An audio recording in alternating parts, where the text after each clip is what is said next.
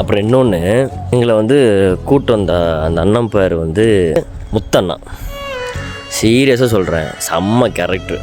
ஏன்னா நம்ம office trip போகிற வழில கரெக்டாக போகணும், நல்லபடியாக கூப்பிட்டு போய்ட்டு நல்லபடியாக கூப்பிட்டு வரணும்னு. இப்போ என் தம்பிலாம் கூப்பிட்டு வரான்னா அவன் என் தம்பி அதனால் கரெக்டாக போய்ட்டு வரான்.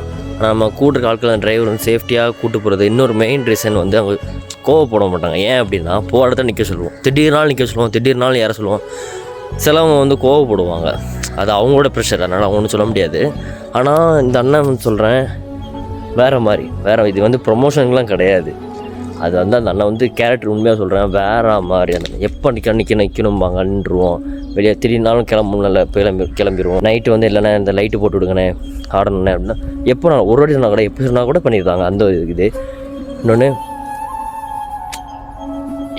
நாங்கள் கூப்பிட்டு வந்திருக்கோம். ஆனால் எங்களை வந்து நாங்கள் எதுவும் டிஸ்டர்ப் ஆகிடக்கூடாதுக்காகவே அவர் வந்து அப்படி பார்த்து அவர் பண்ணிடுறாரு. அப்படி பண்ணாங்க எதனாலும் சொல்லுங்கன்னா வாய்ப்பே இல்லை, அவர் அப்படி பண்ணிகிட்டே இருப்பார்.